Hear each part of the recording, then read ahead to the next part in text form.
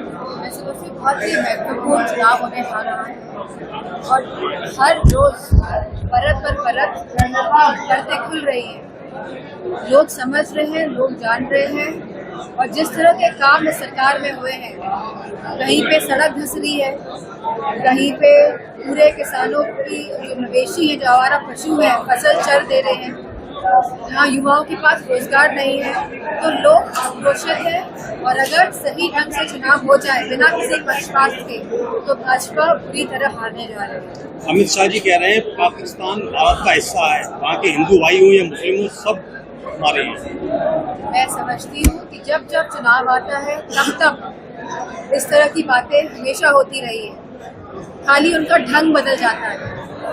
तो ये चुनावों को एक तरह से मोड़ने का और लोगों के जो मन है उसमें एक तरह से वहम डालने का इरादा रखते हुए ये सब बातें बोली जा रही है, क्योंकि सब जानते हैं कि आम जनता परेशान है, चाहे वह महंगाई हो, चाहे वह महिला सुरक्षा हो, चाहे वो सड़कें हो, चाहे वो किसान हो, चाहे वो शिक्षा हो, चाहे वो स्वास्थ्य हो।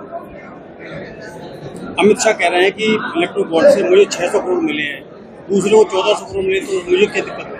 मैं इस तरह की टिप्पणी नहीं देना चाहूँगी, क्योंकि कल को भी शायद सुप्रीम कोर्ट ने कहा है कि आइडेंटिटी कोड्स देंगे, तब एकदम क्लियर पिक्चर आएगी कि क्या हुआ है इसमें। एक देश एक चुनाव को लेकर रणनीति जो बनी है, उसको लेकर क्या? जिस तरह से जीएसटी लाया गया, वन नेशन वन टैक्स की बात कही गई, तो हम देख रहे हैं कि जीएसटी में जो वन नेशन वन टैक्स की बात कही थी, ऐसा कहीं भी नहीं हुआ है कि एक तरह का टैक्स हर चीजों पे लगा है।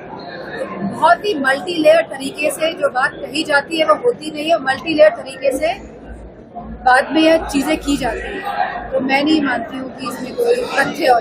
सीए कानून को लेकर असदुद्दीन ओवैसी सुप्रीम कोर्ट गए।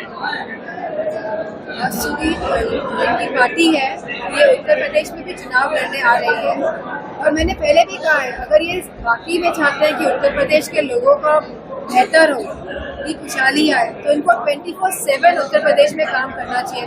खाली चुनावों के वक्त इस तरह से निकल के आना, तो मैं समझती हूँ एक शंका का विषय है। कांग्रेस की मांग है कि भाजपा के खाते जो है सीज किए जाए इलेक्ट्रो बॉन्ड से। कांग्रेस के खुद के खाते सील हुए हैं, अब इस तरह की बात निकल के आ रही है तो इस पे सख्त से सख्त कार्रवाई होनी चाहिए। अखिलेश जी ने चंद्रशेखर आजाद को नगीना सीट से लड़ने का गठबंधन में शामिल होने की बात की थी, लेकिन अखिलेश जी ने नगीना सीट से चंद्रशेखर रावण को इनवाइट किया था गठबंधन में लेने बुला के, लेकिन वो नगीना में दूसरा राष्ट्रीय नेतृत्व का सवाल है। तो जब अखिलेश जी राष्ट्रीय अध्यक्ष जी आएंगे तब आप उनसे सवाल करेंगे।